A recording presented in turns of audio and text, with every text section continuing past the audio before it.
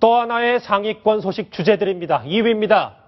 문재인 호 한 달 친노만 있었다. 6위는 지지율 좀 올랐겠지. 이게 누구의 속마음일까요?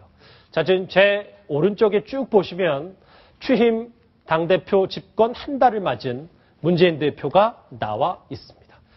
자, 방금 전에 리포트 대사 병문안을 다녀온 새정치민주연합 문재인 대표 얘기를 좀 본격적으로 해보면요. 취임한 지 정확히 한 달이 됐습니다.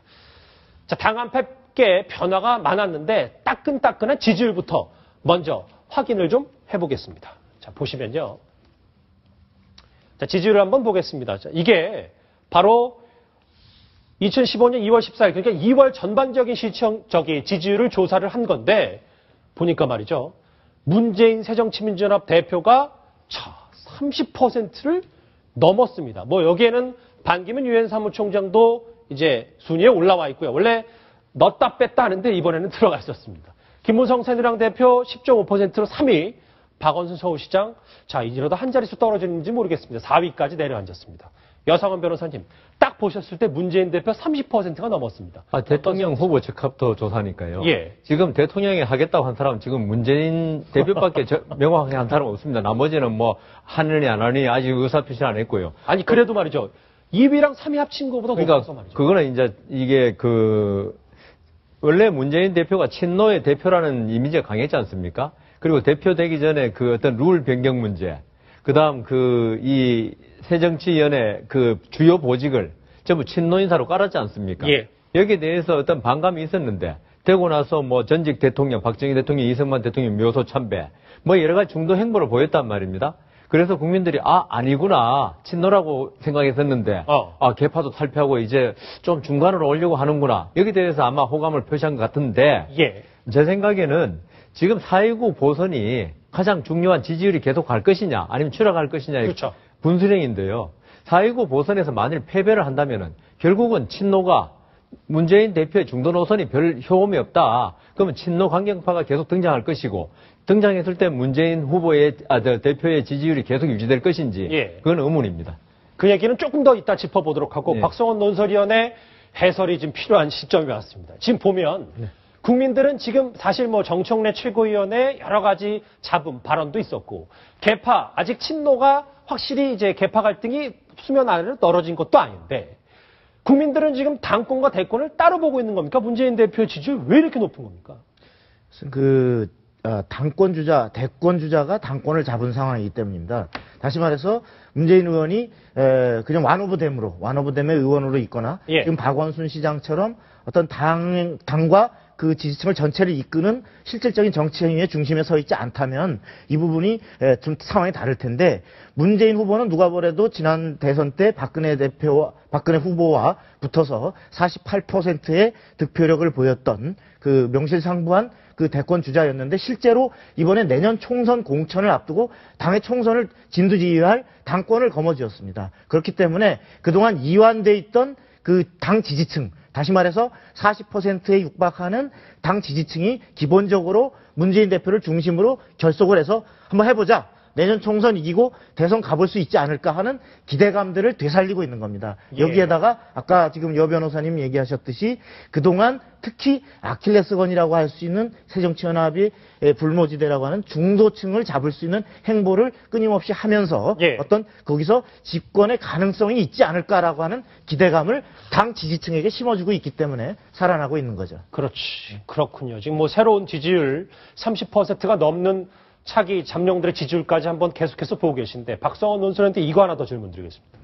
바로 내일 천정배 전 장관이 광주 서울 보궐선거에 출마하겠다고 공식 이제 선언을 할 건데, 이렇게 돼서 만약에 천정배 전 장관이 광주에 나가서 야당, 지금 뭐 누가 나올지 모르겠습니다. 붙어서 만약에 야당 친다. 문재인 대표 치명타가 상당할 것 같다는 생각이 듭니다. 데미지가 크죠. 그렇죠. 예, 그 천정배 의원이 저렇게 탈당하는 것이 정치적으로 옳으냐 그르냐에 상관없이 실제로 탈당을 하게 되면, 지금 이번에 광주 서구를 이 보선에서는 천정배 의원의 지명도라든지 그 경쟁력을 실제로 필적할 만한 당내 공천 신청자들 중에는 없다라고 하는 것이 자체 분석입니다. 아, 일단 예. 내부는 그렇게 나왔고. 예, 그렇습니다. 그런 상황이기 때문에 더욱이 저기에다가 지금 천 의원은 본인이 가담은 하지 않았지만 예. 정동영 전 의원이 탈당해서 합류한 그 통진당 이후에 새로운 진보 세력의 결집을 표방하는 국민 모임은 나의 가장 가까운 1차적인 우호 세력이다라고 예. 천명을 하고 있기 때문에 결국은 아마도 국민 모임과 하나의 흐름으로 합쳐지게 되고 여기에 정의당까지도 합쳐지게 되면 그럴 수도 있겠네요. 예, 그 이번 총선에 이번 보궐선거에서부터 당장 아마 사실상의 그 새정치연합이 광주에서는 여당이고 예. 그 나머지의 지금 선정부 의원을 중심으로 하는 범야권 연대가 아마 광주 서구에서 이루어지면 실제로 우선 이번 보궐선거에서 판도가 바뀔 수 있고 또 이것은 실제로 이게 성남 중원이라든지 관악을까지도 그 여파가 미칠 수 있기 때문에 그렇게 되면 이번 보궐선거에서 문재인 당권 주자이자 대권 주자의 지도력이 일단 굉장히 치명타를 맞게 되면 내년 총선을 앞둔 현역 의원들이 특히 호남 지역의 현역 의원들이 상당 부분 흔들려서 예, 당내의 현재 비노 세력과 만약에 연대를 모색하게 될 경우에는 당권 자체도 위험해질 수도 있습니다. 그렇게까지. 그러니까 어쨌든 광주 천정배 전 장관의 광주 출마가 단순히 지역구 한석의 의미는 아니군요. 예전에 문재인 대표가 천정배 전 장관의 이 탈당 분위기에 대해서 한마디 한 게 있습니다. 직접 들어보시겠습니다. 우리 당의 경선에 그렇게 참여해 주시기를 바랬고 또 그렇게 또 권유도 드렸었는데 만약에 다른 길을 선택하신다면 우선 대단히 좀 안타까운 일이라고 생각을 합니다. 예, 문재인 대표 얘기가 나오니까 이렇게 어김없이 오늘도 시청자 질문이 쏟아지고 있습니다. 첫 번째 시청자 질문부터 함께 보시겠습니다. 이 내용이네요. 자, 문재인 대표, 이거는 박성원 논설위원께 질문을 드리도록 하겠습니다. 질문은 간단한데 파고드는 내용이 있네요. 늘 한결같이 마음은 친노잖아요. 그때그때 말만 살짝 바꾸고 그 마음속에 진짜 친노 말고 국민도 있을까요? 어떻게 보십니까? 참 질문 어렵고 포괄적인데 그래도 긁어드려야 됩니다. 예. 어렵다기보다는 이제 보내주신 시청자께서 그 어떤 친노의 계파주의, 특히 그 친노라 해서 사실 정치에서 계파 자체를 죄악시할 수는 없습니다. 그렇죠.